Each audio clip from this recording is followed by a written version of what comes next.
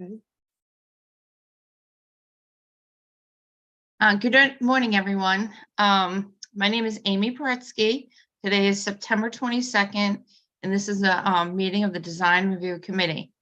This open meeting of the Design Review Committee is being conducted remotely pursuant to Chapter 2 of the Acts of 2023, an act relative to extending certain COVID-19 measures adopted during the state of emergency signed into law March 29th, 2023.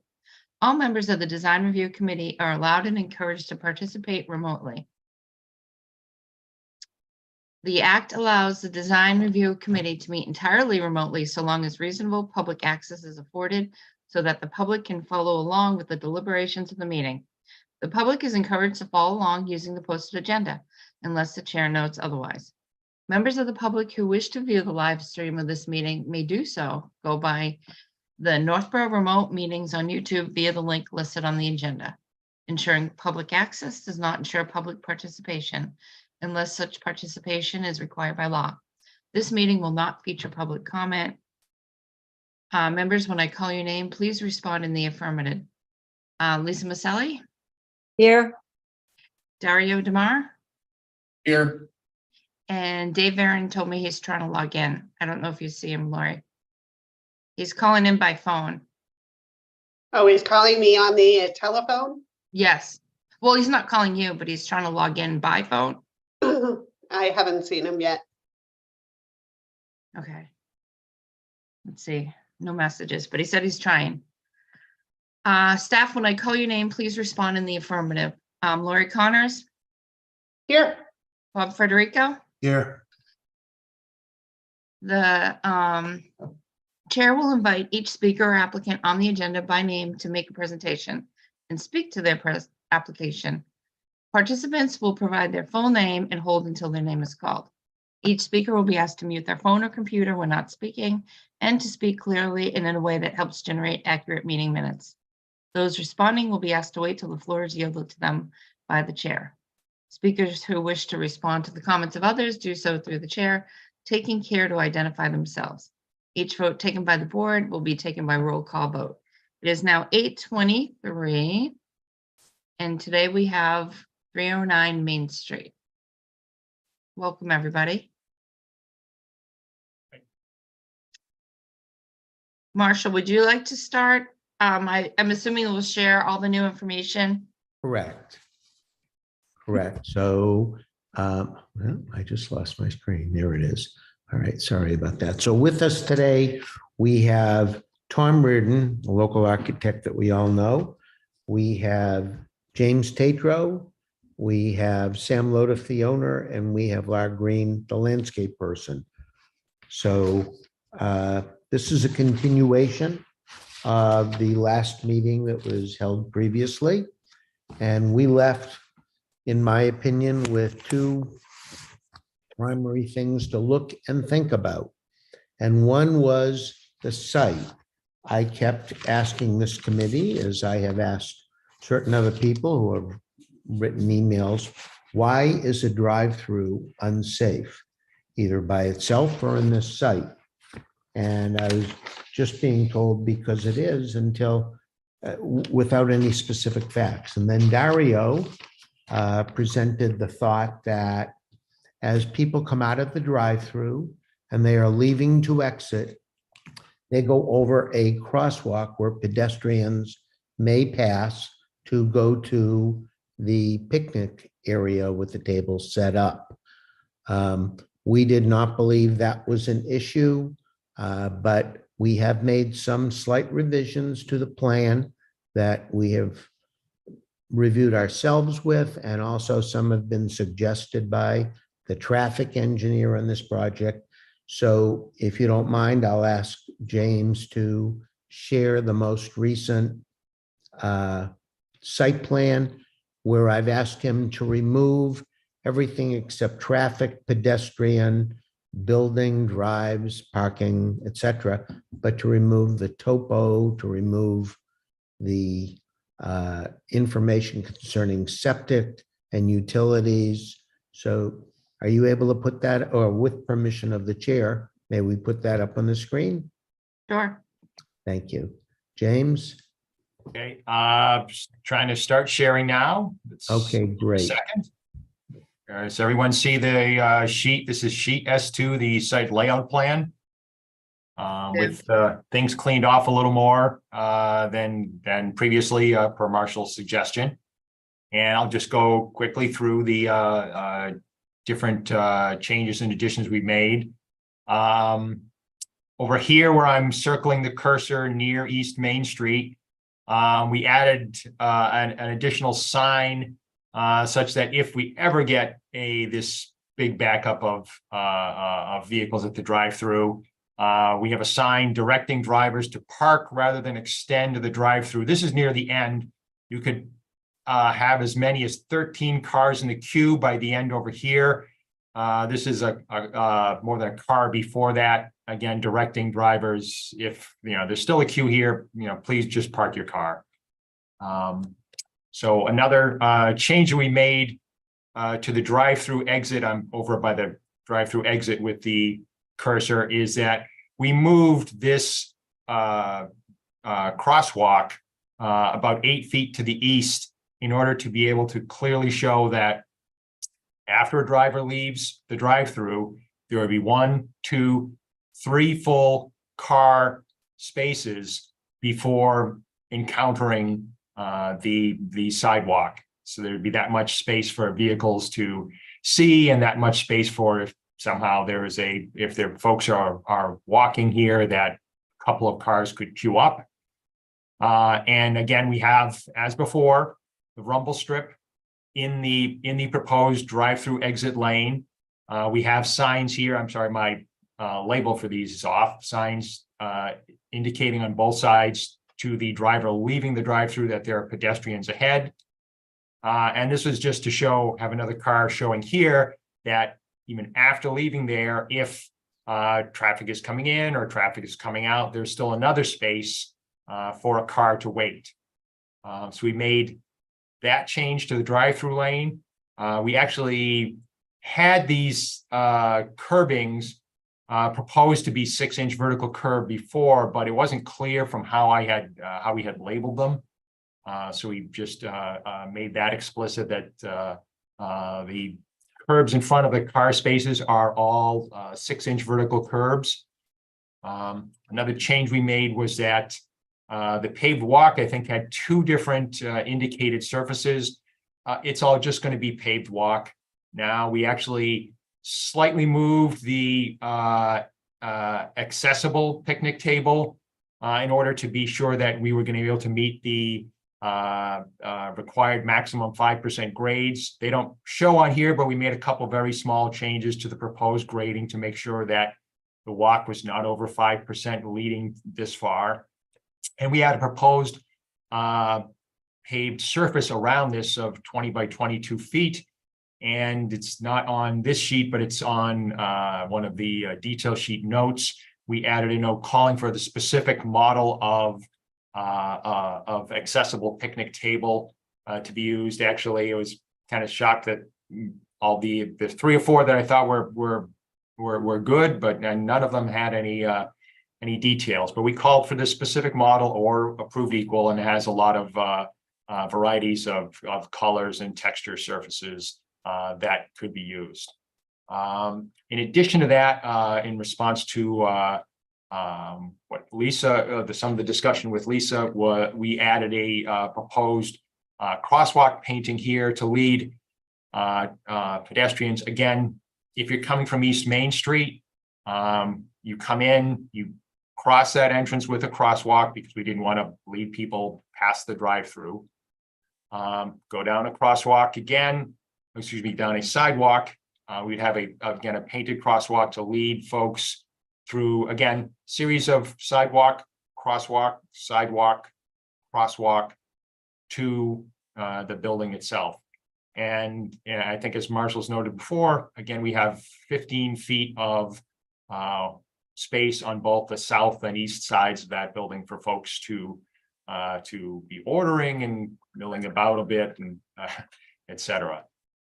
So I think those, there's another change that's not shown on here, which is that we added to the plan per the discussion with the DPW director in East Main Street, a catch basin in about this location here where I'm circling the cursor in East Main, to capture runoff. Because again, we're going to end up putting a Cape Cod berm and a 5-foot wide sidewalk on East Main Street.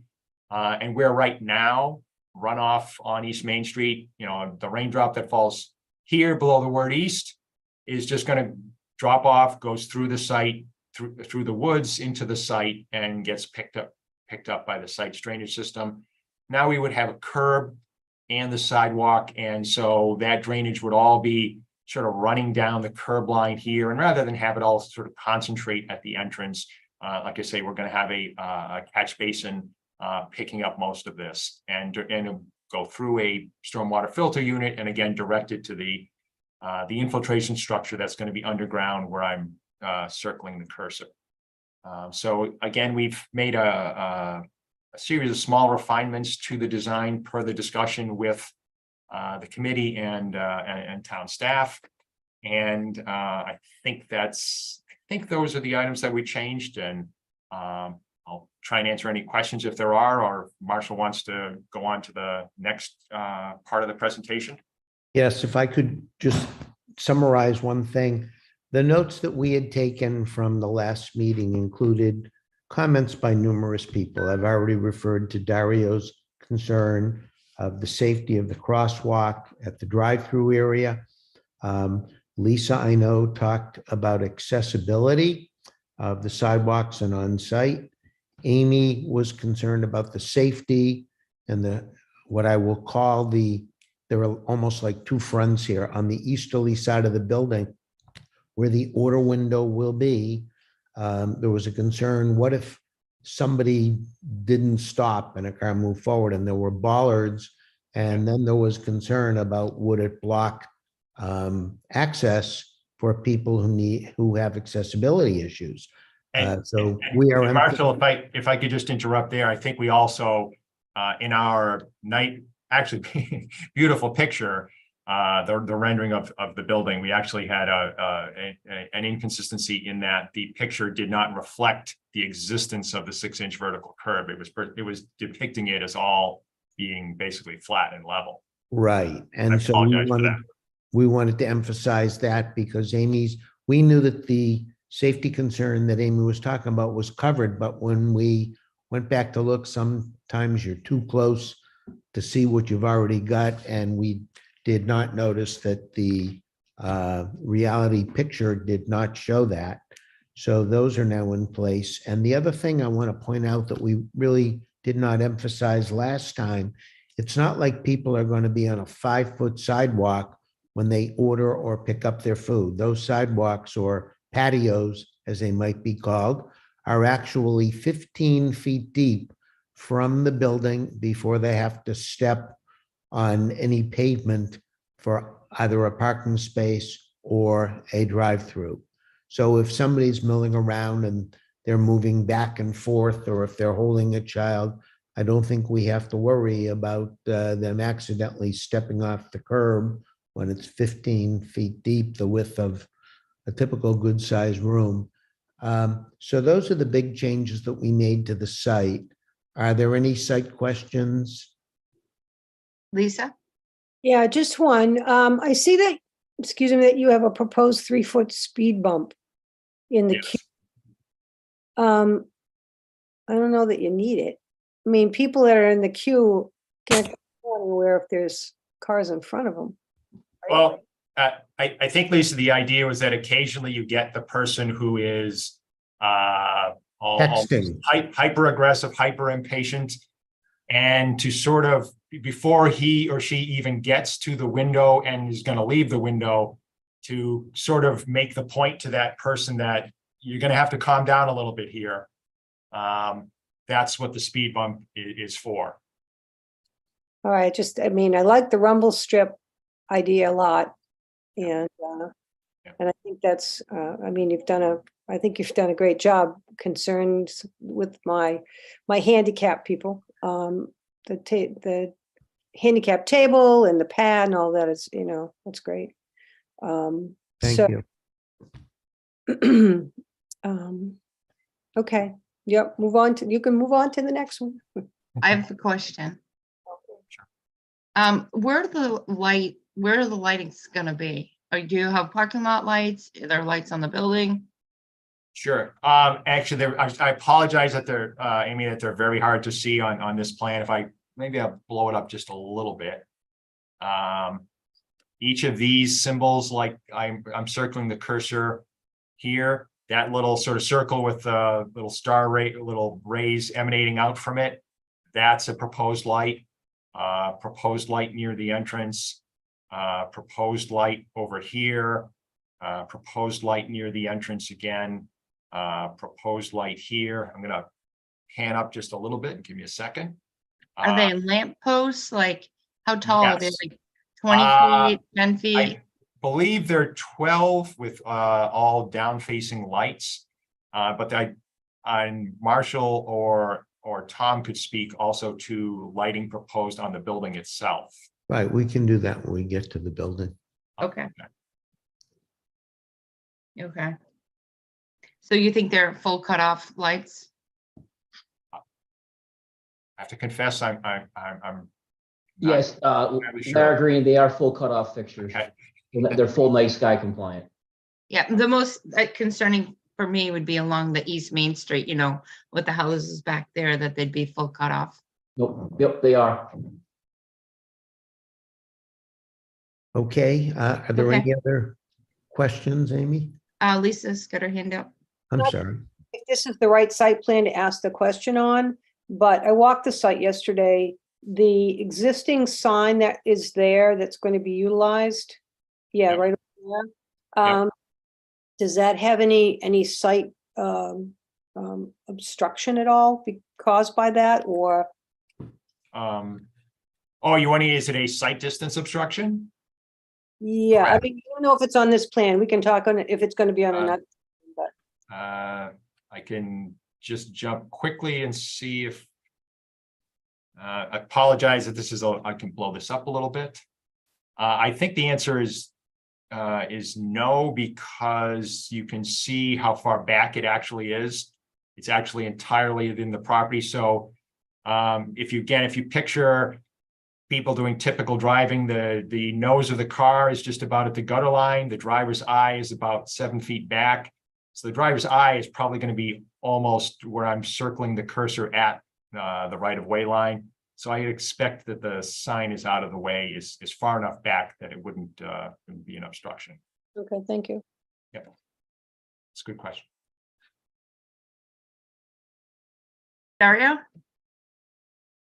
Okay, thank you for addressing a lot of our concerns. I think you did with this site the best you could do by extending the walkway as far from the area where you pick up the ice cream.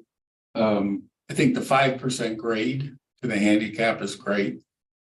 And I think you've got that figured out with the paving there, so you know, with Lisa, it's not going to get stuck in the grass or the mud. So, you know, I think hats off to all that for sure. I still think it's dangerous because people are holding ice cream and we're mixing, you know, 3,000-pound vehicles with 125-pound people with kids. And when you said may cross that walk, I think people will cross the walk because there's nowhere else to sit but in those parking spaces. So, you know, it's still a concern. And I also think pulling out at this intersection, since I drive by it at least 4 times a day on the way to work, people are trying to buzz through the caution lights, and I'm pulling out with my chocolate vanilla twist with sprinkles, trying to make sure it doesn't drip on me. I just think that's dangerous, but you know, my first priority is safety, and the mixing of all the vehicles and the people still seems dangerous. And I appreciate you've done pretty much everything you could do. And then we had a bunch of questions. Hey, where is this stuff in writing? I got I was sent some emails on, so that we weren't kind of being random with the comments, so. I did go through the design guidelines. Are you guys familiar with those? Sure. Are we talking about the building now or? No, just, well, no, Okay. some of it applies to the site as well, but. Oh, okay. Okay. Yeah. But you're familiar with them, correct? Somewhat, obviously. I couldn't Okay. quote them off the top of my head. Fair enough, fair enough. Well, I couldn't either, but I probably could now. One of the things that you said, which I agree with, when you talked about where we're serving, and you said you had two fronts to the building, which really there is. On page 4 of the guidelines, it says buildings should not be oriented towards parking lots. And that front is obviously very oriented towards the parking lot, the second front where you're serving. So that's, kind of in direct violation of the guidelines. There was another thing in the guidelines that I looked at, which I wasn't aware of last time, or I said something, but on page, I'm looking at it in front of me. So on page 8, it says parking should not be located closer to the front lot line than the principal structure. So that corner of the principal structure is about 50 feet from the property line. So what I did was, and I'll do this kind of caveman style, if you can see this on my monitor, I drew a line that's 50 feet. And that 50-foot line that's parallel to Route 20 would eliminate 15 parking spaces if it was built by code. I think we should recognize that, whether you get a variance for it or not. That's up to the planning board or CBA, not us. But I think that's a very important thing to recognize, that in the guidelines, and that, I think it's like 49 feet. I tried to scale it, but within a foot or two, we're talking at least 15 spaces that would not comply. And then the other thing, the rumble strip or speed bump, I don't know which one makes most sense. It's a rumble strips, from my recollection, were really designed more for high speeds to slow people down. And maybe it's a speed bump, and I don't know. I mean, that's something that I'm not a traffic engineer, but it may be more appropriate to have a speed bump, because they're supposed to make sound and slow you down when you get to a busy intersection. But I think if you're pulling out of there, if you're going more than 3 miles an hour, or 5 or whatever, the speed bump may be more effective. And I really don't know. I just throw that out there as just a point.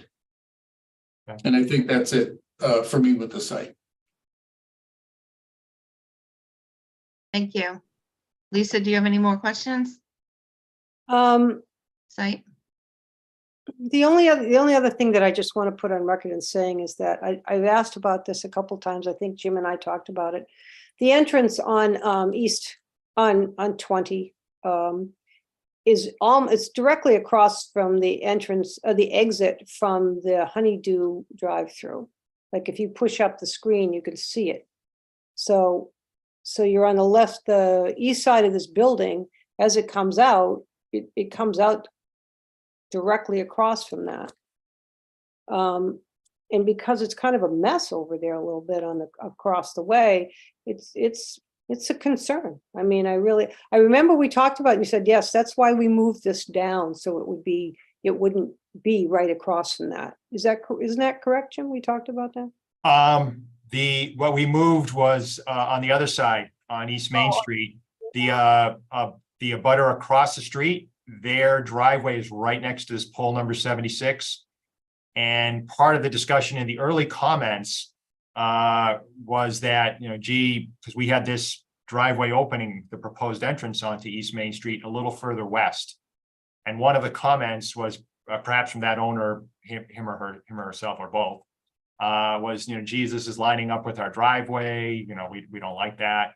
And as part of giving even additional queuing line space, we moved this our entrance over to the east and to create additional queuing space for again, now up to 13 cars. But in the course of doing so, we actually also got the benefit of moving away from the driveway of, if I get the name right, is it Pashal? I probably got that wrong. I know But the first name folks- is Amy, that's what I know. the folks across the street, I think at 181, whose driveway is right next to this pole 76. Now we are off center from it. And so we wouldn't be looking right up it, and headlights wouldn't go right up it because, you know, folks would be turning and the headlights would actually hit the hedges at that corner here. Well, that's a good move. I was thinking it was down below because. Yeah. And I agree. It's just as you're, you know, usually counseled to, you know, to watch out for conflict with street, you know, ideally you would not like to be lined up at the same, you know, opposite another business's outlet, you know, driveway, but sometimes it's just not avoided. Okay. All right, I'm okay with the next, not to go to the next plan. Did page. this parking lot end up being one way on any of the exits, or it's in and out both? The arrows make it look like you can go in and out both. That is correct. DOT will make the ruling on Route 20. Our traffic engineer believes there is not enough traffic. And in a discussion with the police chief, he said that has never been a problem, whether you're talking about any of the prior restaurants that were there, and he doesn't see it as a problem now. He said it might cause somebody a delay to get out, but that would be it. Okay. Did an earlier letter have a concern with no left turn out onto Route 20? I don't think he was that specific. I think what he said, and Laurie can correct me, and I have recently sent him this plan, by the way. I sent this to him yesterday. So I don't know if he'll want to give another letter or not, but his previous one said that he satisfied himself with the site plan as it had been amended up to that point. Is that correct, Laurie? If I remember correctly, it was Fred who expressed that concern. So I don't think it was the fire chief or the police chief. Marshall, I think the police chief had asked, I think it was through the police, had asked us, we added as one of the earlier iterations of the plan, we added this, where I'm running the cursor, this proposed guardrail along the parcel that's actually 305. Because he had expressed a worry that I think there was some record even in the past of somebody going off the road. And so we added guardrail around the curve and all the way to the 309 parcel to protect folks at the picnic table area. Correct. And the sidewalk steps up with a granite curb? Right there? Yeah, and again, and this is new sidewalk. Yep. And I think there's no way to get around granite because that's what Mass DOT Right. wants. Yeah. Yep. Even if we wanted to do something else, paper mache, marshmallow, what Mass DOT would not let it. Okay. I think those are my questions. So are we okay now in terms of the site to get to the building? Sure. All right. Oh, unless Dave Aaron, do you have anything? Didn't you want to discuss the landscaping while you're on the site? I don't think there have been big changes made since the Okay. last time. Have there, James? I don't believe so. We had already added trees per Lori's desire to get more street tree planting to the previous iteration. The landscape architect's plan, no offense, Larry. This time I think just reflects the site plan changes. I'll just jump. Yeah, I think the landscape looks great. I think the changes you made with the crosswalk look great too. My only suggestion is you added some trees on Route 20. We. And as part- the species of birch tree that you added grows to a mature height of 8 feet. So I had just suggested that you swap out that species of birch and put in a species of birch that grows to a larger mature height. Like something, the regulation says 30 feet. So if you could just swap those out. The placement I thought was fine. Larry? Yes, we can entertain that idea. I'd like to keep some of the small ones just for variety of that vertical element, but we can definitely substitute some for that larger species.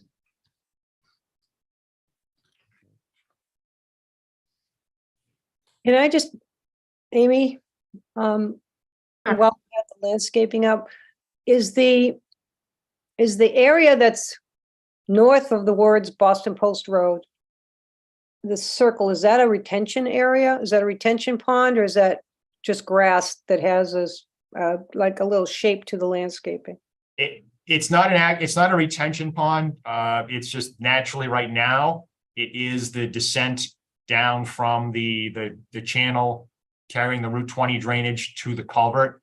And we're just leaving that area so that with the expectation that if, occasionally water is backing up the area, which I don't think it has much of a history of doing so, that it's going to have some place where it can be stored, at least very temporarily. So it's like, that's grassy, but the other stuff is kind of. an- Yes, correct. And then with the pavement, because you're gonna have to repave all that, obviously, from what I saw last night. Does it come with just a little bit of an angle that helps going to that area? Because you've got a retention, area up in the north. Yeah. Actually, I'm going to jump to another sheet, which is much less pretty and much more hard to look at. I apologize for all the stuff here. This is sort of the everything sheet. We're going to pick up drainage with, again, new catch basin in East Main Street, where I'm circling the cursor. We're going to actually do this pickup via a trench drain here and here in the parking area that everything will grade to. And also another one here in the drive-through lane to pick up the drainage. We just don't have much elevation to work with, and that's why we're proposing trench drains rather than a regular catch basin in these areas. And everything will drain to these trench drains through a couple of drain manholes, through a stormwater filter unit, and then to the underground structure, which you won't see if you're in this area. You'll park your car, you'll just see regular pavement. But this is going to be underground, and its discharge then goes right to the entrance to that culvert. Okay. And where is your septic system? The septic system is actually this square over here, and you've got a notation here, approximate location of existing over in 305 of existing septic system leaching trenches. And the Cursor move so I can see where you're. sorry, over here towards Bartlett Street. Okay. That's where it is right now. And you've got from the existing building, you've got tank. I think it's tank, pump chamber, and from the pump chamber here, where I'm circling now, you have a brief stretch of force main line that goes up to the distribution box and then to trench. Okay. And then I saw on the top a proposed well up by the For drive. irrigation, just So do you have to dig a well? That it's not already on there, is it? correct. It's not already there. Okay. All right, thank you. How deep is the culvert in the front? Let's see if I got an existing culvert, invert elevation 283.7. And the road right here is probably 289 and change. So it's probably 5.5 to 6 feet down from the center line of the road. And it's a couple feet down. So 90, 89, 88, 87. So 80, I think this is 86. So it's about, the pipe bottom is about 2.5 feet below the surface where I'm trying to circle the cursor to indicate the ground above it. And then there's a 16-foot long trench there. Um, Or is it just little? Is it right where those Oh. rocks are? Or It's- is it this is- 16 feet wide? Like we have some Oh. culverts in town that like fill with weeds and the water. Oh, these are more typically used at gas stations. That's what this 16-foot long, 1 foot wide drainage trench at each of the low points. That's Yep. what this is. So if you parked your car here under your, bumper, you would see a great, like, again, like you more commonly see at a gas station. It's a way to pick up the runoff without losing elevation, because this surface, as you see this spot here, that's maybe hard to see, is 287 and change. And we just don't have a lot of elevation to play with. If we had a regular catch basin, the pipe would come out in the 283 and change range, and we wouldn't be high enough to get the flow over to this infiltration structure and have it work by being suitably above groundwater. So we're just dealing with the existing site where, this is something of a bowl, all of this surface here is, 288 and change maybe. And the surface down here is a couple feet lower. And There's no big retention pond in the front. no. The- Okay, that's what I was picturing Correct. where the Okay. trench drain wording says. I was picturing a long Oh. retention pond right there. Actually, you're right. That was probably a bad place to put that note. Sorry. It's okay. Thanks. Any other, I know somebody said they had to leave by, I thought it was 9:30, so I want to keep it moving. Is there anything else that anybody has on your end, Amy? Nope. All right. So I think the next issue that was talked about quite a bit at the last meeting was the building. So I want to give somewhat of a heads up that we may not be giving you exactly what you want, but we'll show you what we've done. Tom, are you available? And are you sharing the screen, or is James? I would like to, if I could. Yep, I turned off the share, so you should be seeing all our lovely faces. So who controls the share? You gotta go to the bottom of the screen, Okay. middle, there's that green button. Yeah.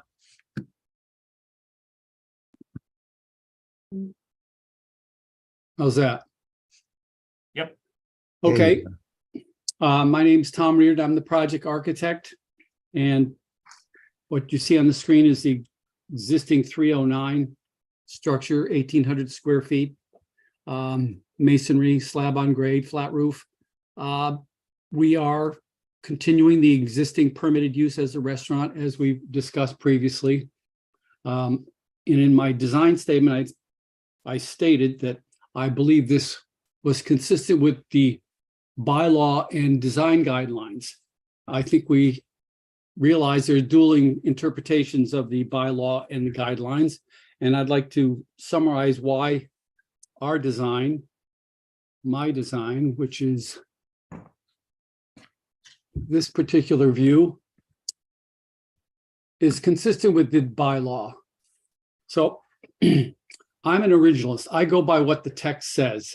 And the opening statement on page 718 for design review is, the purpose of design review is to preserve historic land uses and structures and promote architectural and ecological considerations for the betterment of the community.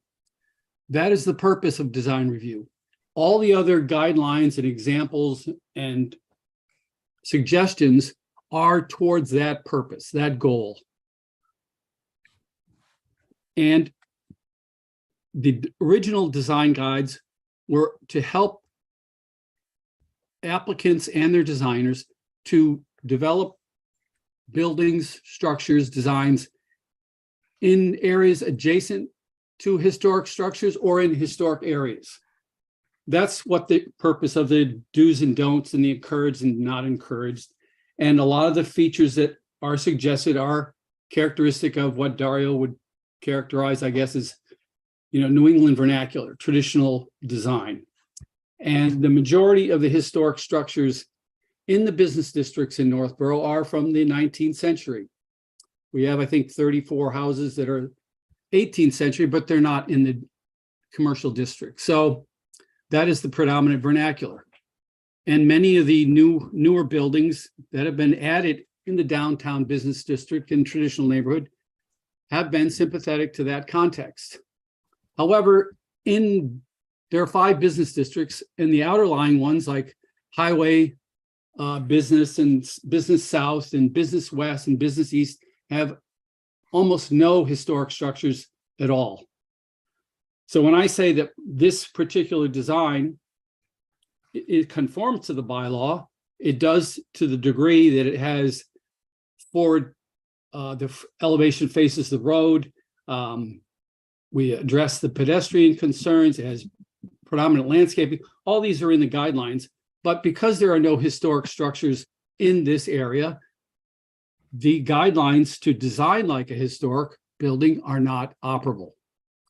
So that's why I believe this design is consistent with the bylaw. It may not be consistent with the current interpretation you're putting on the bylaw, where it seems like a traditional design is to be used in all 5 business zones, regardless of whether you're near historic structures or not.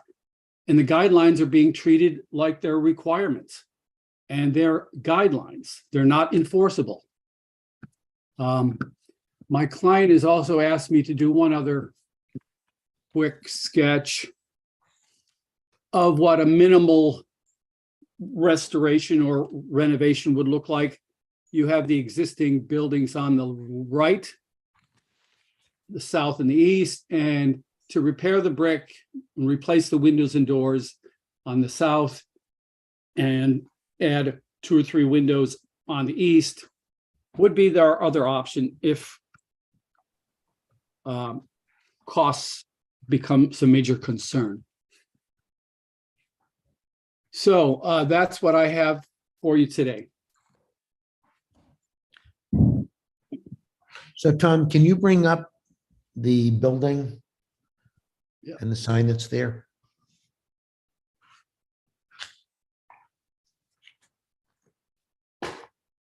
And I'm not sure, okay, thank you.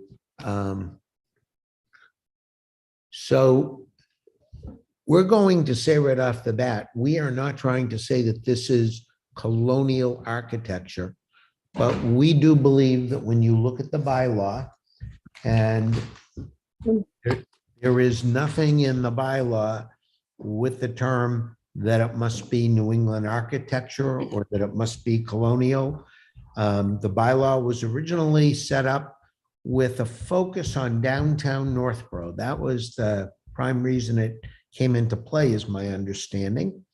And after on section A1, that talks about strengthening the character of downtown Northborough. And it talks about as the focal point of a prosperous rural New England community and as a destination for shopping, services, and government. And I think one of the concerns of many people in town are we don't have enough places that provide shopping, services, and government. Certainly in the downtown, we have some. And in the other areas, it's not your typical downtown, and we are not in downtown. So we have looked at paragraph 2. And paragraph 2 talks about encouraging development that's distinctive and appropriate to locations within other districts. This is certainly distinctive.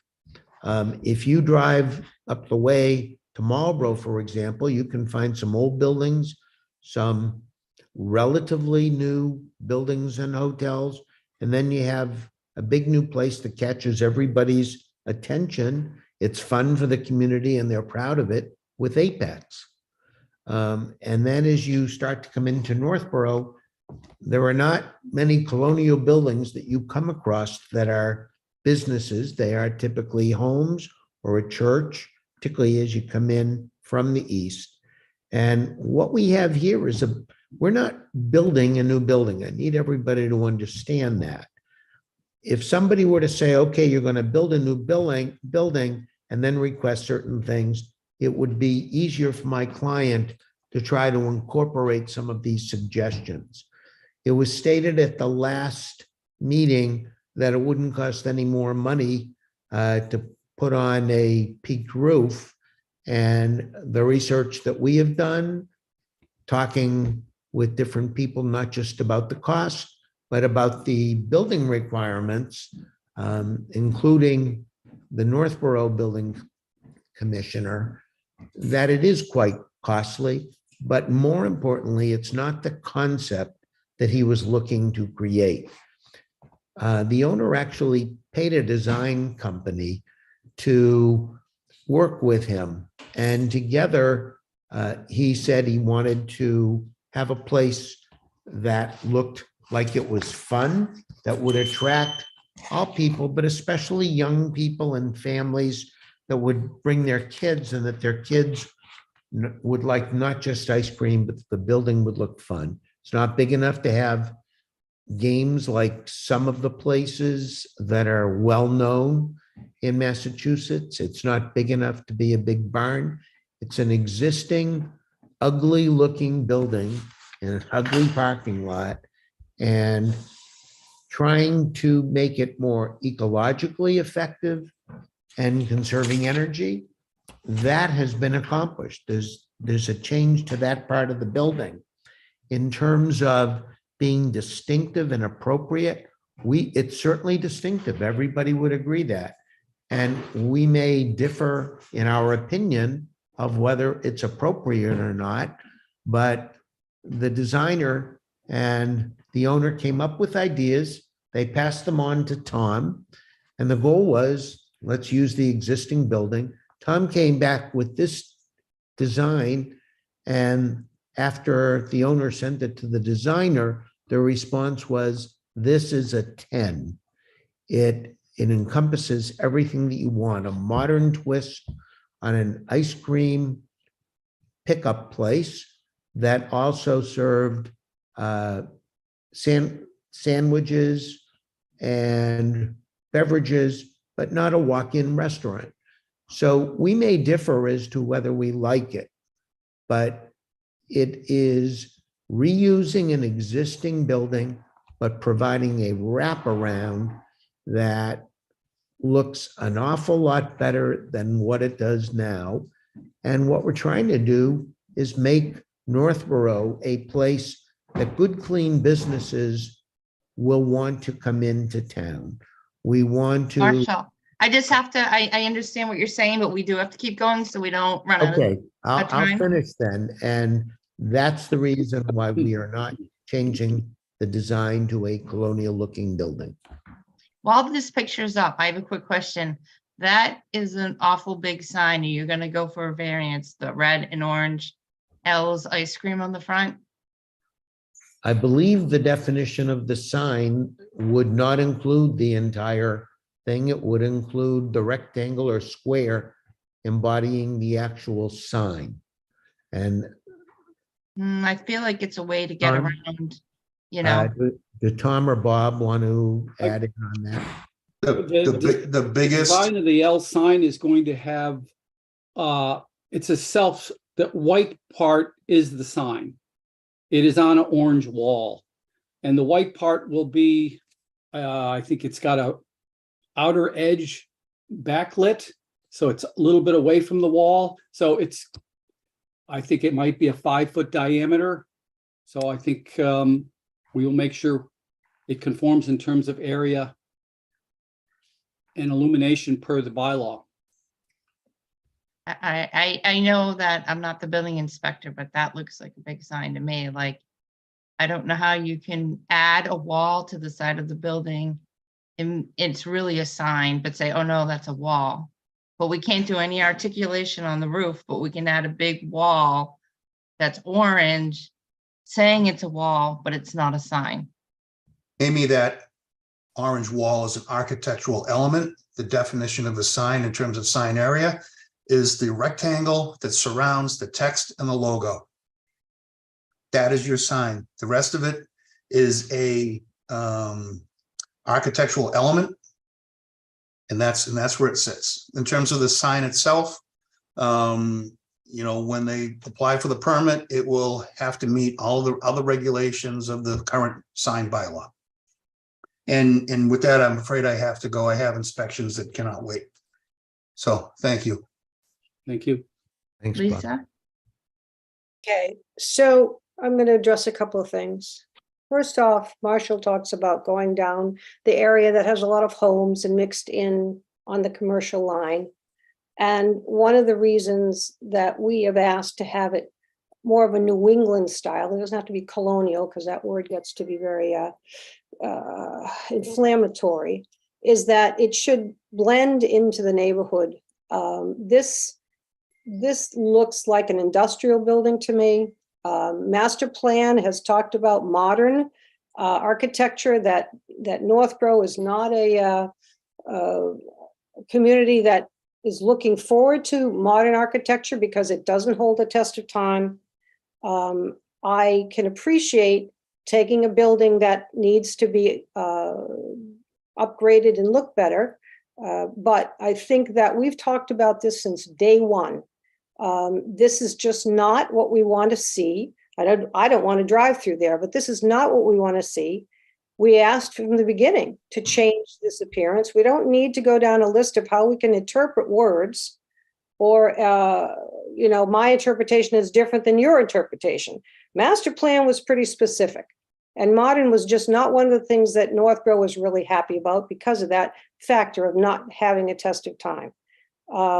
And coming now at the third or fourth visit and saying, well, we're going to present this anyway, and we're going to show you what we could do with one face of brick.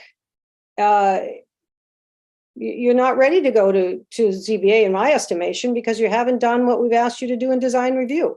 It's not a case of just guidelines, of which somebody in this committee also had a lot to do with those guidelines. I just think that we're trying to just push something that has not been agreed to since day one. And I'll leave the specifics up to Dario to go further if you'd like to, through Amy. Okay, I'll comment. And our real directive is design and aesthetics. I'm not here to do codes or ask if the force main has a backup to it if it doesn't work to go into the septic system. But so I went through my real direction, because we're really here to look at aesthetics, is the design guidelines. And looking back at the last presentation, it bothered me because it was very disingenuous. You showed abutters, and I don't know if it was trying to show context or show, look, we can do better than them. But you showed probably the 3 or 4 worst looking buildings, trying to be neighborly or contextual. And I would say that this building would fit in with those. I don't know that that was your intent. If you took the other 20 buildings nearby across East Main at the intersection of Bartlett and East Main, any other building would be a good example of what we would be looking for. I also agree with colonial is not what we're looking for. We're looking for New England. And there's 10, 15 different styles in New England that fit really well.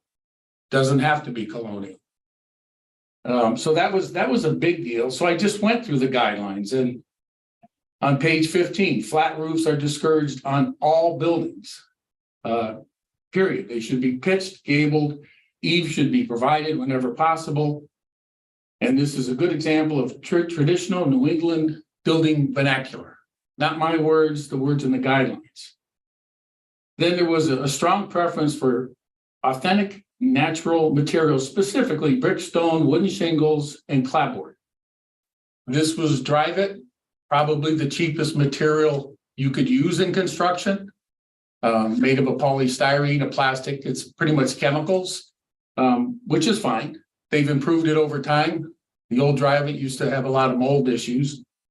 So that was, again, just reading out of the guidelines because I was being more subjective and now I'm trying to look at what the reality is. Then there was materials for building exteriors should be consistent with the traditional New England vernacular. That's in the guidelines, and they're guidelines. I agree, they're not laws. And our whole committee can only recommend. We're not authorities. We don't enforce anything. We just say, do we or don't we recommend?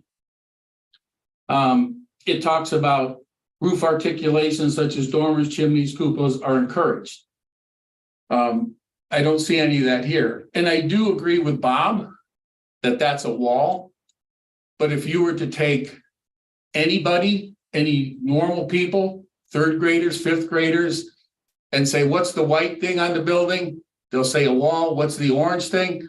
I bet they'll all say a sign.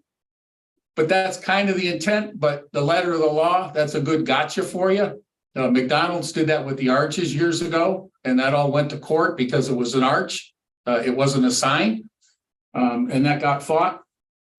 And, you know, this is screening. You know, we're talking about focal points. Screening should be designed to be inconspicuous, visually blend in with the surroundings, and it should not be a focal point alone in a lawn fenced with bushes around it. So now I'm going to go to the garbage, and I'll get back to the building. I think the reason we said the garbage shouldn't be behind the building and hidden was rats. And a competent architect can design a building actually to keep out mosquitoes and flies and rats. So what we're saying is we don't want it there because of rats, when in reality, we don't want it there because it hurts with the drive-through, which again, I disagree with because it's dangerous. So we decide to put it out in a lawn in front of all these residential homes.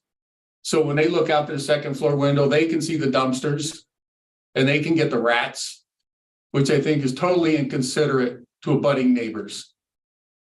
It talks about in the bylaws on page 12, the colors of exterior materials should complement the surrounding environment. There's nothing around the surrounding environment that has that color. And then, you know, it talks about locations not served by public sidewalks and a 5-foot buffer in between. That was a big deal. When I went through the bylaws, I agree with Tom. This doesn't meet with any of the encouraged examples, and it complies with a lot of the discouraged examples. I have, you know, I don't see the rooftop units shown here, which is also in the bylaws or in the design guidelines where you shouldn't see those from the road. And when I come down Route 20, I can still see the rooftop units. We'll still see the rooftop units, and those should be covered in accordance with the design guidelines. It's totally, unsympathetic or sympathetic to all the abutters. Right here, the building I'm in, I can look down and I will see the very thing front and center, and I'm not going to be here forever, is the dumpster. And you'll put some bushes around it. We got bushes around a lot of stuff trying to hide it. If you were, to look back and look at why we did and what we did here, it was very misleading to try to pretend like you're being contextual. You're direct abutter right next door, 0 feet from you. That building's great. It's modern. It's built, several years ago, and it fits in with all our goals. And trying to hide these things with plants. If you went back to an architect called Frank Lloyd Wright, some of you may know him, some may not. One of his quotes says, the physician can bury his mistakes, but the architect can only advise his client to plant vines. He was then followed by Dr. Osip Martinuk, who was an architect that worked with Minoru Yamasaki, designed the World Trade Center in New York City, the original one, and Century City in Los Angeles. And he said, architects do not make mistakes. They cover them with plants. And I see a lot of plants here. Thank you.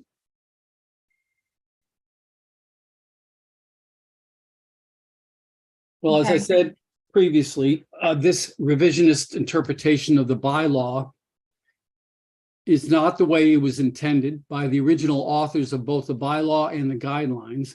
It is not the interpretation of the bylaw that has been in effect since the guidelines were written. And if you want to change the interpretation of the bylaw, there is a process to go through. You rewrite it, go to town meeting, get it approved, and have it approved by the Secretary of State.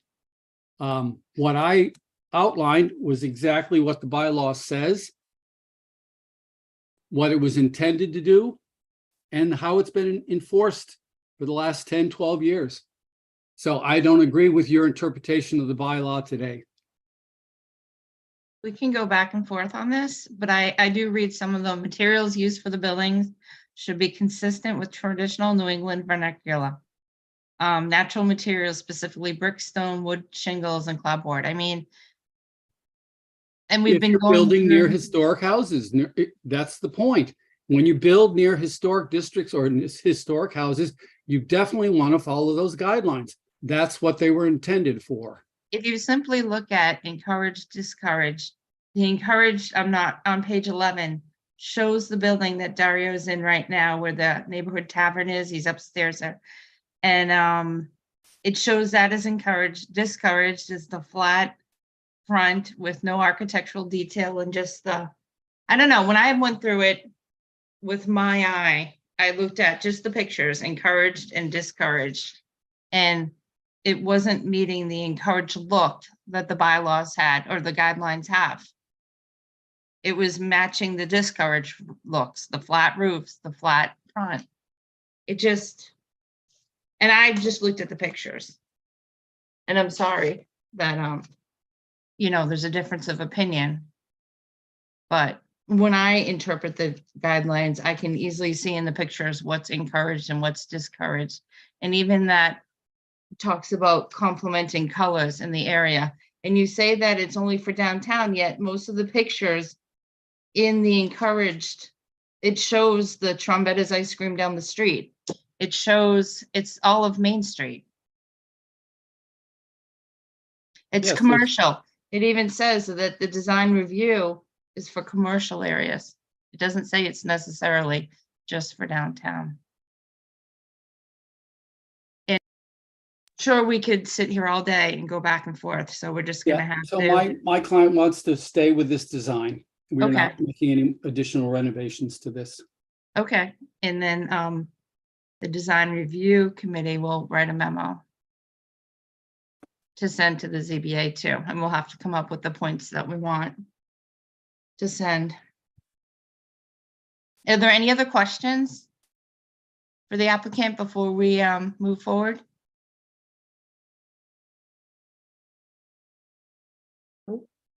Okay, so, most of our memos start out with, should the ZBA approve the special permit? And then list off some comments and conditions. I can start with a couple that have nothing to do with the building. Like, I think a comment should be full cutoff lighting should be added, so they're not gonna shine on the neighbors' homes. Do you guys agree with that? Just because we don't have the lighting in front of us, we don't know what it's gonna be. So I wanna make sure the ZBA puts in that condition. Well, I think you have to put something in. I don't like the fact we don't have that in front of us. I don't like the fact that we don't have everything together and it's something that we can know that's going to happen. We just have to throw it out there, but Lori could mention in the memo, since we have not seen the lighting specs for the parking lot lighting. We recommend full cutoff lighting, so not to shine into abutting homes. Yep, I got that. About the 50-foot setback for no parking. I Right. think that should be in there as well. I would. That's in the suggest- bylaws and the design guidelines. Nobody asked the opinion of the building commissioner on this, but that lot is a pre-existing paved lot. We're using the existing building, the existing parking. In fact, we're shrinking it and making part of it drainage. So I guess on that respect, if we had to, would ask for a variance, because if you go 50 feet from each of the road frontages, you effectively have no parking. I don't think you have to go 50 feet, James. I think you have to go whatever the building is. In the back, it doesn't extend as, it's closer. I don't know that. I'm just matching the frontage, in which case we have two frontages. And in reality, three, because we actually have frontage on Bartlett, which would then say the masonry submission would obviously have to have masonry all around it. Again, according to the design guidelines, put some cornice or on the top, it might actually look nice. But yeah, I'm just going by that 50-foot, just reading the rules is all. When I drew the line, it certainly broke the rules. Can you screenshot that, Dario, and email that to Lori and to the rest of us? So then, Sure, I well, mean, yeah, sure. Be great. I agree with you, and yeah, so that does show the parking in the front. And I would definitely put that, well, I don't know. I'm not the design review member here, doesn't think that what's being offered as this is what we want and this is what we're going to do. I don't feel that that building reflects what the design review would like to Right. see. I definitely think that. How should we agree word as that? well. How should we word that? That the design review committee doesn't feel this meets the design review guidelines of the New England vernacular. Just the including- guidelines. There's more than New England vernacular in there. Including materials. Oh, facing the one lot faces a parking lot. We're not supposed to face a parking lot. There's a lot in those guidelines. There's, I found like 15, 20 things that to me shows it doesn't, the parking lot, you can see the mechanical roof, the systems on the roof. That's all supposed to be screened. I think that should be a second condition, like, the mechanical systems on the roof should be screened. Well- Pull that one out separately, in case they go along with the building design, they have to screen the mechanical systems. And the planting should be in perpetuity. That's fine. And screening all around, all four sides.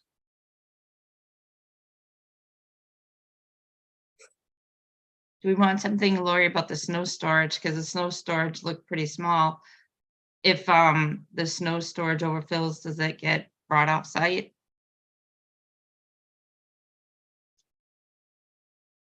Yeah, that's a standard condition that I include.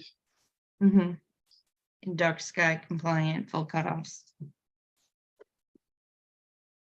And Amy, if I may, Sure. Laura, you had a list of recommendations. I think two or three pages. And because you wrote it and I read it, but I don't have anything in front of me. Are there at least 2 or 3 items that weren't given to you yet? Well, I was still waiting for the lighting fixture spec sheet. I did receive it for the temporary lighting. So I had asked for it for the other lighting that is shown on the photometric plan. I see that they had increased the number of lighting fixtures on sheet S2. Those changes weren't carried through on the photometric plan, so to avoid confusion, I would suggest that the photometric plan be updated. I already mentioned the species of birch trees. I'm fine with the locations, just the fact that I'd prefer them to be taller. The other issues really are more ZBA related. They're not design. James, I need that waiver request letter from you about the 7 inches versus the 6. Just send me a quick email because I can't have the ZBA vote on a waiver unless I receive it in writing. Yes. So if you could just, please, just send that to me.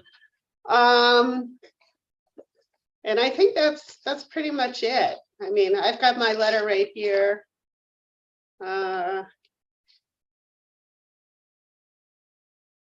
I thought that they did a pretty good job of addressing my outstanding issue. Oh, James, one other issue. I know you mentioned it in your presentation, but you're still showing vertical concrete curb on the East Main Street frontage instead of the Cape Cod berm that's got a dash 4.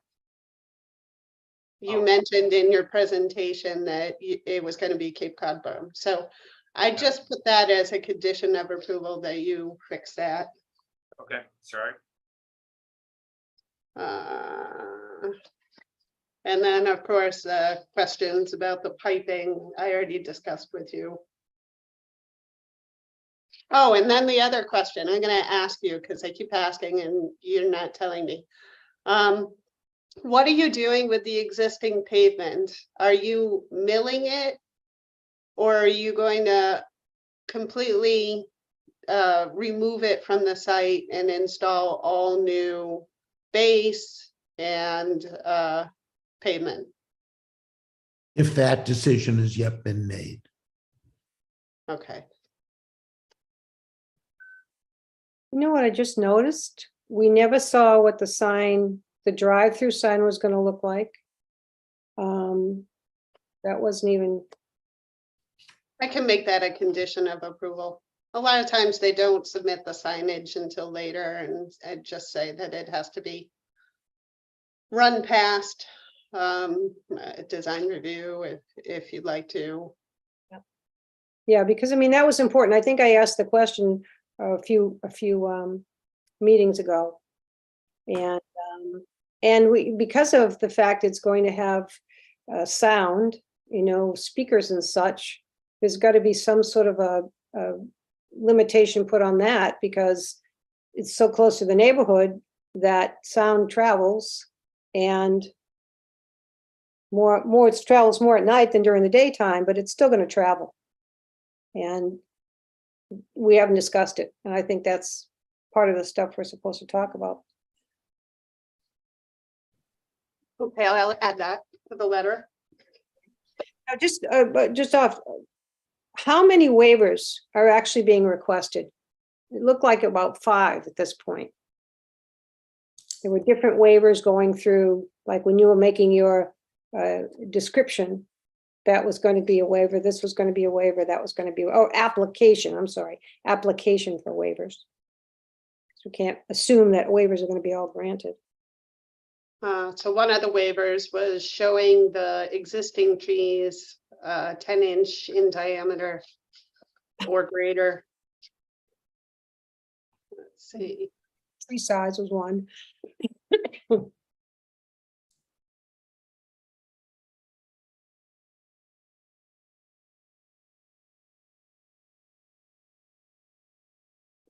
Shall we grab them from the front? I also think we should read back what our condition is about the not meeting the, how do you guys want to word that? That it doesn't meet the design, in our opinion. The design does not meet the design review guidelines. Dario, can you help on that one? Uh-oh, you're muted. You're muted.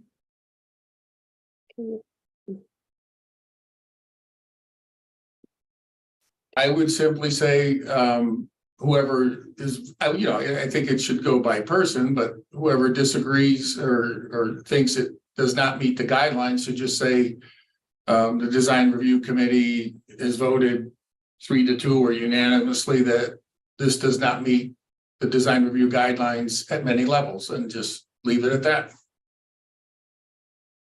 All right. Well,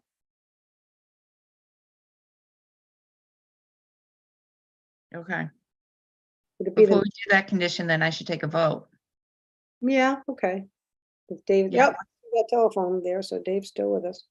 All right, anybody want to make that motion? That, Motion that doesn't meet the design review guidelines at many levels. do I hear a second? Second. Okay, roll call vote. Lisa Maselli, I agree. Dario, I agree. and Amy agrees. Dave Aaron, I'm gonna disagree. I was a part of the original thing when I was part of the original design review, and I know it was originally intended. I have to stand the ground of the original design review when it was done originally. And I know it was originally for just the downtown area.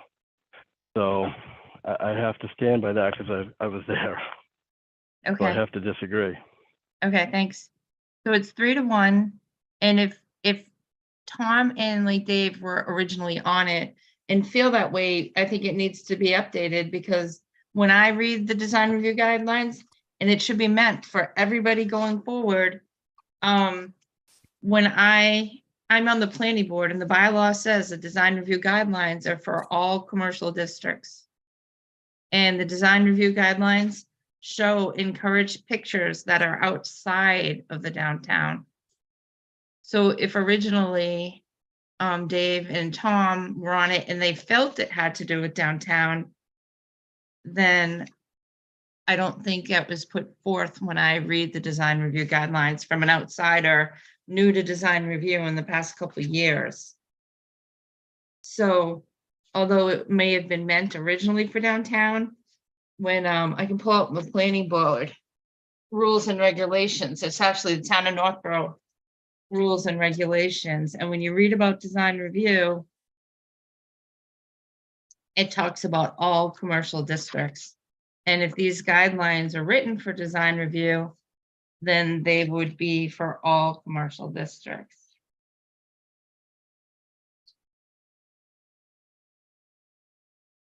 And we use 709-020 as a site design, and that includes all commercial districts.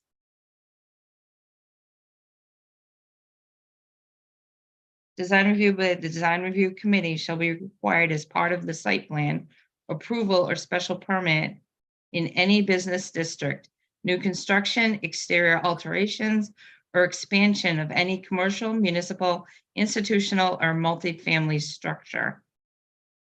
And it goes on, but it talks about every commercial district and even duplexes. So if we're using design review guidelines for every commercial district, we have encouraged, discouraged, we have materials. That's for every commercial district, in my opinion. I agree. So do I. The master plan also reiterates that. Okay, so 3-1, there was a condition that in the opinion of the design review, 3-1 does not meet the design review guidelines. We have, can you read off the conditions you have for the letter, Lori? Sure. Lighting fixtures should be full cutoff and dark sky compliant, so there are no abutter impacts. They note a violation of the 50-foot setback for parking, but I think it's actually the building setback that you were referencing instead of the 50-foot setback. Is that correct? Dario? Yeah, it's on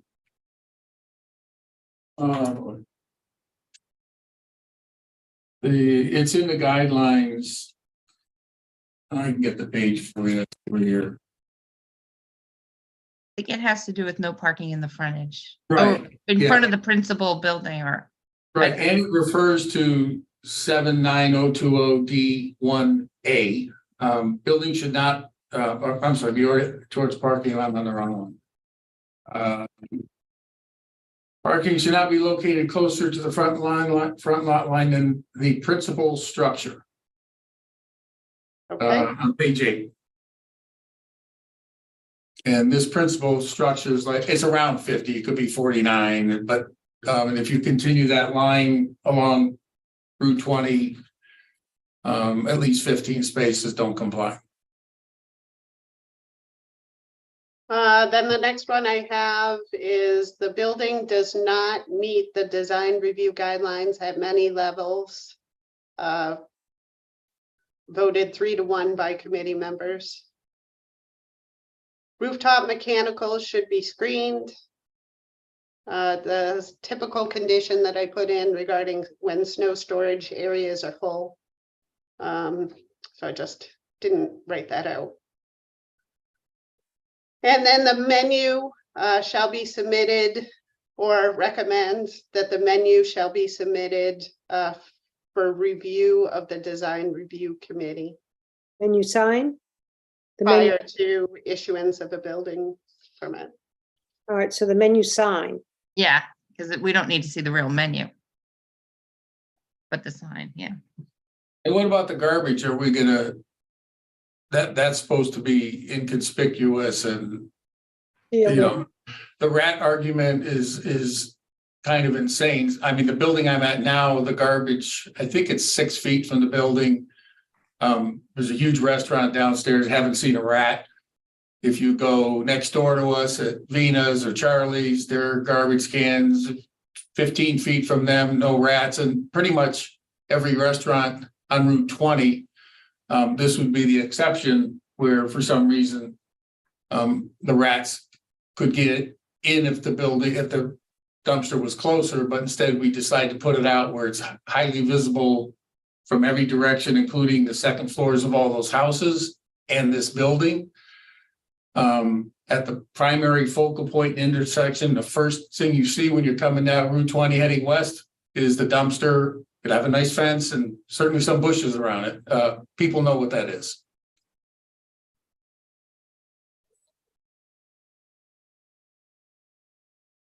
It is also down in elevation too. Right, and you can see it. You can see it great from those houses. Like if that's my front yard, what's across the street, Mom? Oh, that's the dumpster. You want to go have lunch? Ice cream. How inconsiderate is that to the people that have to look at it in their front yard? I don't know if it devalues their property, but maybe that's not within our purview. It just seems so morally and ethically wrong.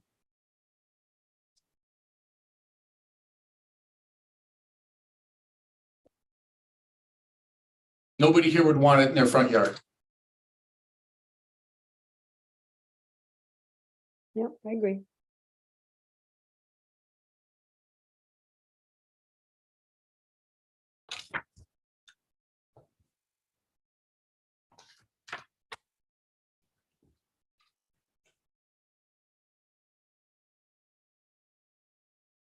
You're muted, Amy.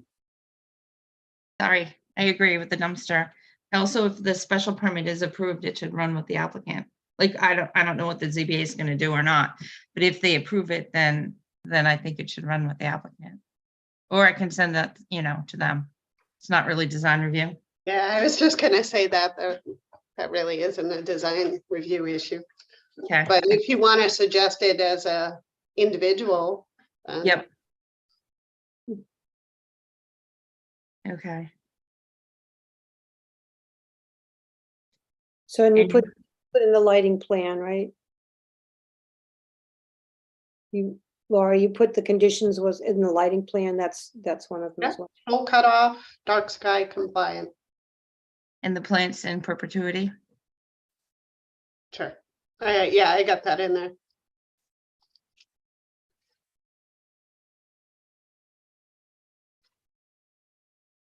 Okay, And I just want to say, I think that,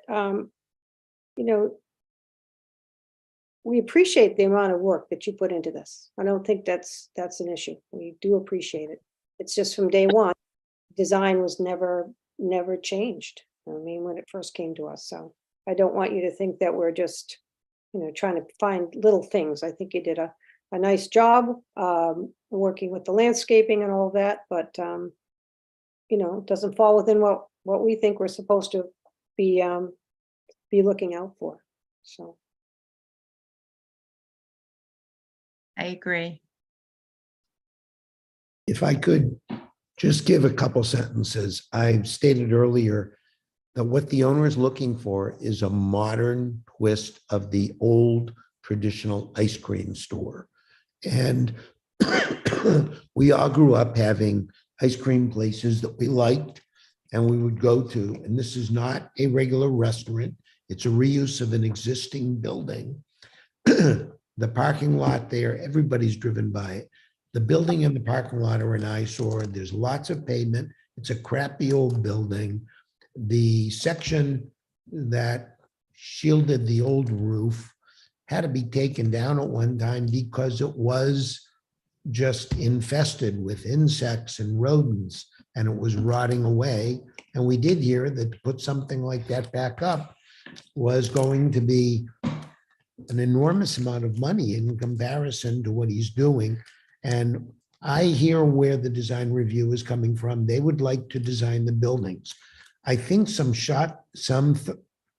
good thought should be put into, but at the same time, we want to support businesses who want to improve properties. And that's our point. And because the owner has this as his vision, that's why he's not willing to make some of the changes that you suggested. You saw that we made a lot of changes on the site, and we'll go back and we'll look at the building and we'll look at that panel. And we'll certainly decide whether any future changes should be made by the time we go to the ZBA. But we do thank you for your consideration.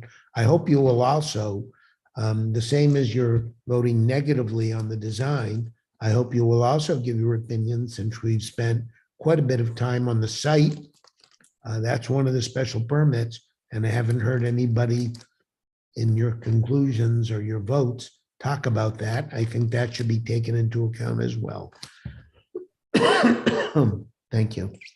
What do you mean by the site?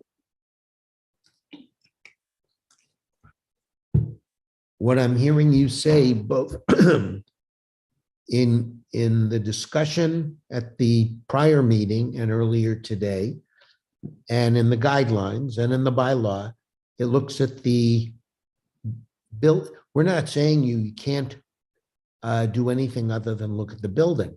One of the things that we spent a lot of time talking about was the site. And there were issues about the site, and you're talking negatively about the building doesn't meet this, or this. I think that there ought to be some reference to the safety features that were put in and the drive-through. And we still, if you're commenting on the building, I think you ought to comment on the site as well. I hear you talking about the dumpster, the lighting, those are all appropriate. But hopefully committees in town will look at businesses in a positive light as well as a negative light. So all I've heard so far in the discussion now is the negativity. I hope that in your letter, there will be some positivity about the things that the applicant has come to here to improve the site.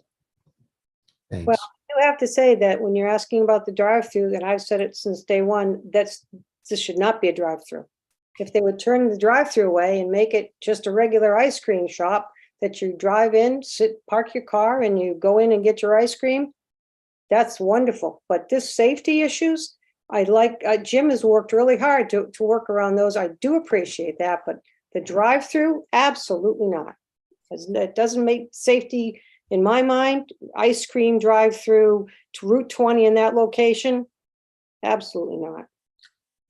Okay, if you're going to vote negatively on that, I think there need to be specific reasons why. The traffic engineer, the police, they don't view that it is a negative to have a drive-through. Can't use the police because there's been a letter that the police wrote that didn't feel it was safe. So I don't know where your letter came from, but that's not true.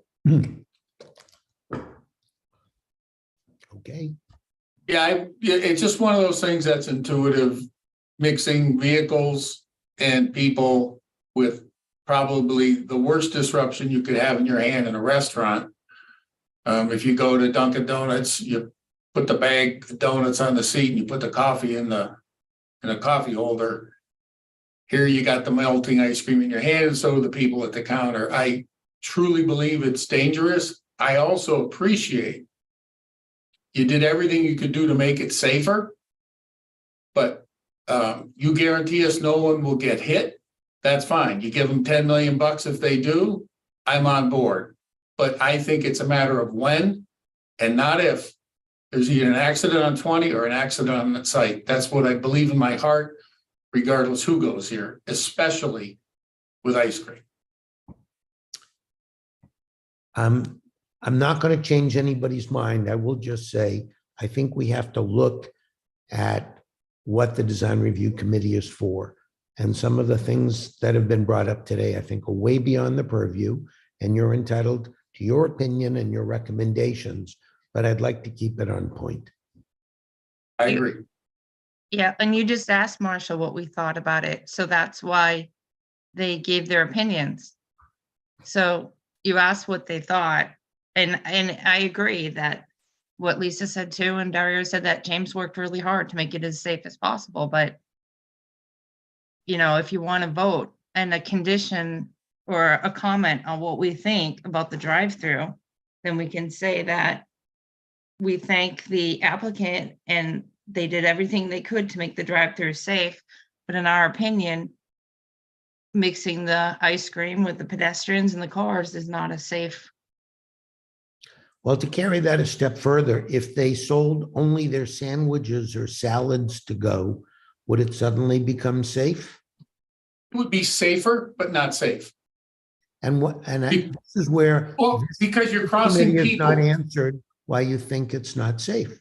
because you're asking people to walk in front of those vehicles to go to eat at the picnic tables. That doesn't happen at the Honeydew Donuts. It doesn't happen at the Dunkin' Donuts. It doesn't happen at a McDonald's. It doesn't happen at a Burger King. You're putting an attractive spot to sit, asking everybody to walk in front of the vehicles as they exit the drive-through on a blind side left. So it gets safer because I do believe a sandwich in a bag is not as dangerous as an ice cream in your hand. But I still think it's dangerous to have outgoing traffic, plus you have people coming in and out at the same point. So it just, my call is life, safety, welfare of the public as an architect, and safety is the most important one. And I got to sleep nights, so I have to voice it. So if I look out the window and I see someone flattened on the road, I don't live with that. And we have to just say, I'd like to know how many businesses in Northborough you do not have to cross parking from a parking lot to get into the business or out of the business. It's different, the parking lot. I'm talking about coming through a drive-through and everybody coming out of the spot where you serve the food, walking to the picnic area. And I'm going to say to you, if somebody goes to the window to buy an ice cream and they're Yep. walking back to the parking lot to the car, That's fine. Take out the drive. I That's don't fine. understand. I don't understand the difference. The difference To be is, honest, I believe that you are kowtowing here to the nearby residents who have started a grand social media campaign to say we don't want it as part of not wanting the East Main Street curb cut. I won't say. Marshall, I've never seen that. So maybe someone here is kowtowing. I have never read anything from the nearby residents. The difference, just so you know, between ordering some food and going to your car is you're ordering your food, you're going to your car, you're not crossing in front of the drive-through exit. Here, you're crossing through the drive-through exit where both people are disrupted and going to the picnic area where you're trying to get them to go and eat. That's the difference. One is crossing the drive-through exit. Every other place, anywhere, you get your meal, you go to your car in a parking lot, very safe, or as safe as it could get. So there's a big difference. It's the drive-through exit. To me, that's the dangerous thing. If I get my ice cream, I go sit in my car, I'm A-okay with that. Dario, I appreciate the concern. The only thing I would say, note in response is that as you drive around Northborough and other towns, it's actually seldom that you have 3 car lengths of traffic where people could be stopped or queued before you cross a sidewalk. The Andrew Abu building, the Central One Credit Union just down the street on Route 20.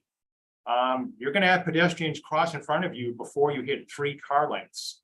I agree 100% with that, James, except you're not attracting them to an area to seat and the pedestrians just didn't get an ice cream put in their hand. The big difference is both people will have that disruption immediately put in their hands. Every drive-through has to cross the sidewalk. I agree with you 100%. From our point of view, we're going to rest on that issue because we agree to disagree. Thank you very much. As a board, do we want to put a comment in on the site plan? And like we did talk about dumpsters, we talked about lighting, we talked about signage coming back to us.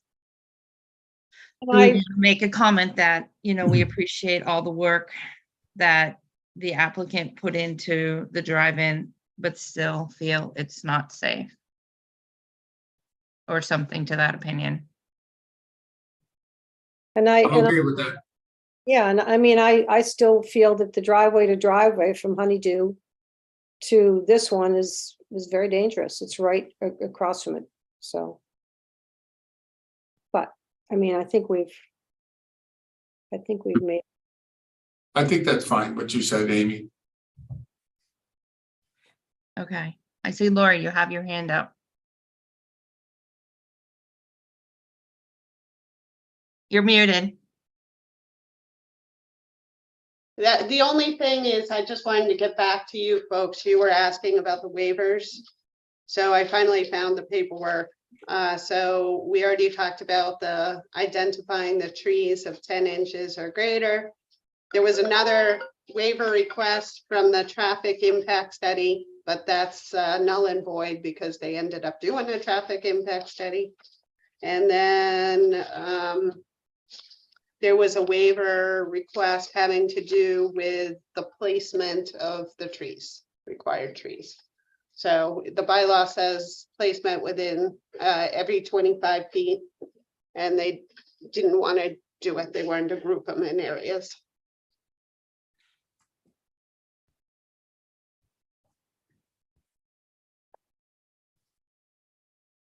Okay. All right, and did you get our last comment about the drive-through condition or comment? Yeah, I mean, I would, I could just picture the ZBA is going to want more information about why you feel it isn't safe.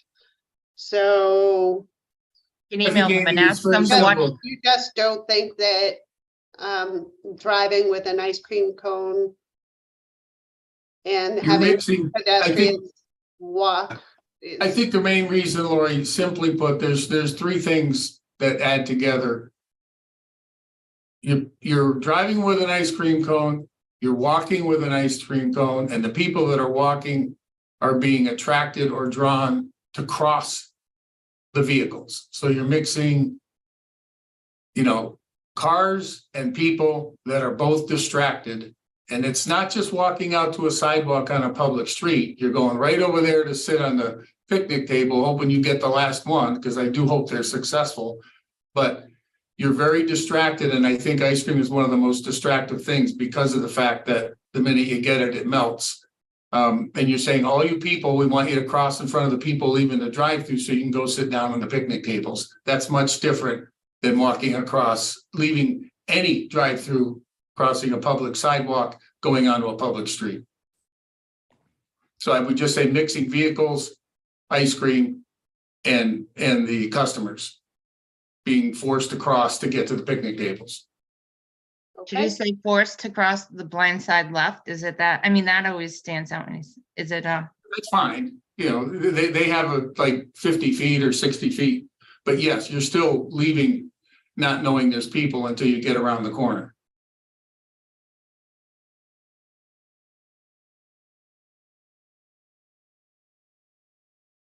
and I'd like to add that the drive-through is not by right. This is the only area left in the businesses where you can even apply for an application to get a variance. No, that's not correct. Special permit. We're doing it here, special permit. Thank you. Do you feel we've covered it all?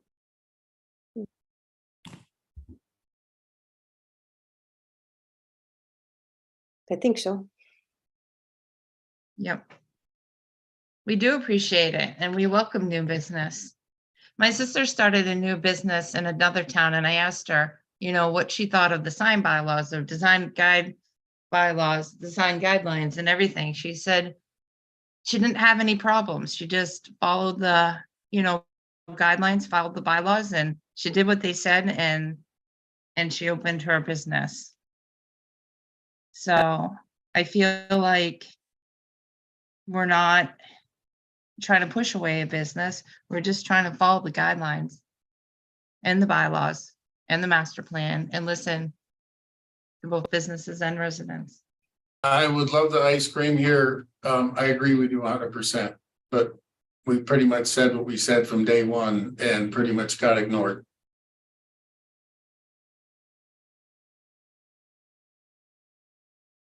I would love ice cream too. Are you making it from scratch? Is it homemade? And we never even talked about the product. All right, well, I think at this stage, I think I'd almost say we're done, don't you think? Yep. Okay, thanks, everybody. Make a motion to adjourn. Do you want to cover? Yeah. I had one thing on the, after the applicant, I had one thing quick I wanted to show that I'm gonna email out to everybody. Okay, well, thank you, applicant. Thank you. Thanks for your time. Thank you so much. We may not agree, but we appreciate the time you put into Northborough. Thank you, you too. Thank you. Yeah. Just gonna share something really fast.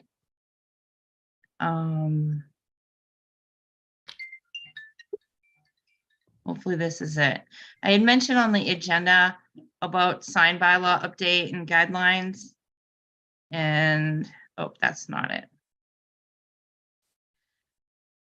I just want to see if I have it. Sorry. I just did a quick document that showed some ideas for sign guideline updates. I thought we could add something to our design review guidelines since there's going to be a sign and facade program because there's nothing in the guidelines. I just have to bring it up. I have so many things open because I opened all the applicants' things.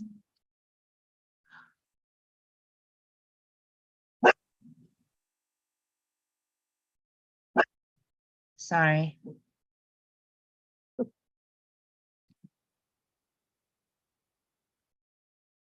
Just have to open it. I'm just going to show it really fast and then I'll send it out to everybody. Sorry. I should have gotten this ready. Now I'm lost in all my screens. I'm trying to get back to Zoom.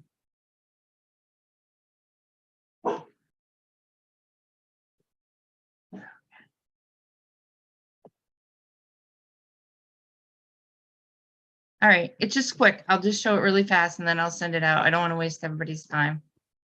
But it just kind of was, since we have window signs and I just put a quick together, encouraged, discouraged. And it's not showing up good here, but there's wall signs, freestanding signs. And then I'll send it out to everybody, but I just wanted to try to do a quick page of encouraged, discouraged, like we have in the design review guideline for signs. I think that's good. I think a picture's, really is worth 1,000 words. And hopefully people get the flavor of it. I think most people would get it, if you look at it. I know when we apply anywhere, the first thing I look at, what are the rules? And, I tell the client, hey, this is what they want. This is what we should do. If you want something different, you ask them day one. If they're opposed to it, then don't waste your time. So I Right. think you look at this, and if you have something that's really unique, you go into the people and say, hey, we're looking to do this crazy thing with a round window that's part of the sign. What do you think? And then you take the temperature, but this should help people understand what we do and don't want. Graphic is a big deal. I mean, verbal's absolutely important for legal aspects, but graphic says so much. Yeah. Right. So I'll send that out to everybody and Lori and see what we think. And next meeting, we can go through it. Because it doesn't seem like a big thing to add to the design review guidelines. Well, I think it complements it. I think that's something we haven't had, so. Yep. It's a good idea to have. And they don't even have to go to town meeting. It's just a vote by either us or the planning board to update the design review guidelines. And I think the goal that you should have is to try to eliminate the subjectivity, even to make stuff like today happen less frequently. The more you Right. can spell out what you want, then the more factual and less subjective it becomes. Because we Right. obviously thought differently than the last one, but I only backed everything up with what we had in writing. But if you have this stuff, I think it's the more you have, the better it is, because then it's not our opinions, it's here's the rules we're working to and trying to enforce.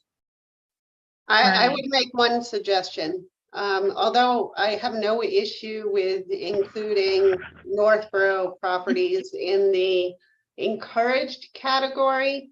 I think when we're trying to make a sign and facade program that's a positive thing, I don't think we want to insult our property owners who currently have signs that would be in the discouraged category. So I would suggest finding pictures from our surrounding communities and using those as discouraged instead of the very people who may be applying to the sign and facade program. We want it to be a positive experience, not, a smack Use across the orange, huh? face type. Totally agree. I just, I tried to pull this together quick. So And that I do makes have a perfect broken sense. foot, so I couldn't run around.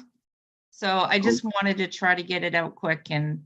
That was But I a lame totally agree. excuse. That was a lame excuse, Amy. Yeah, lame excuse. Hey, can you guys hear me or not? Yep, We don't want to. All right, with the sign thing, just so we don't have a same run-in that we had with the other one, which now I'm in the middle of as far as, because I know what was originally intended and what we are at. Is this for the whole town or is it just for downtown? Whole town. Whole town, okay, because that has to be spelled out so we do not have another situation like we just had here. Well, the one here is spelled So- out very clearly in the current rules and regs. It might not Right, have it's just been. that I just know exactly because that's what was intended and that's what, and obviously they didn't, Judy Barrett did not spell this thing out correctly then, because I know that's what was intended and that's what we have here. So when we're redoing this, I just want to make sure it's spelled 100% correctly, not what, hey, this is what's intended and it's not spelled correctly. I just want to make sure, hey, we're doing the sign thing. It's now I know it, hell, we have to look for this. It has to be exactly, to the T, I's dotted, T's crossed, boom, done, whatever. Makes So sense. without a doubt. Right, and I think totally agree. if we'll need to readjust the other design guidelines so that we don't have this again.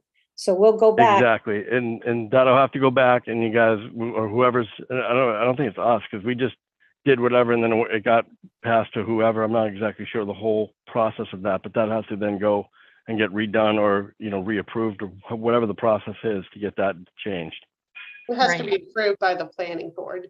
So they're Okay. the authority. So I believe the last time we did that, we had a public hearing. Yep. So. Yeah. Okay, I just wanted to throw it there fast. I thank everybody for coming on a Friday for 2 hours. And Thank you all. Yeah. I just want to say we're gonna totally miss Dario. And yeah, we really appreciate all your input, all your help on all the committees, and you did such an amazing job, and we're gonna miss having you on the board. And I'm still gonna try to get you back. I haven't right. given up yet. Thank you. Yeah, I need my other half to laugh. I know. I All right, take care, you guys. Thank you. Okay. All Are right. we make a Thanks. motion to adjourn, or we just leave? This way, if we don't adjourn, then you have to stay, right? No, Right, no, I make Yeah, a we're not motion adjourning. then you're here forever. Right, I make a motion to adjourn tonight, today, this morning. I second. Roll call vote, Lisa Maselli, I. Dario. Aye. Devon, Dave Aaron, All right. I'm an aye. Bye, everyone.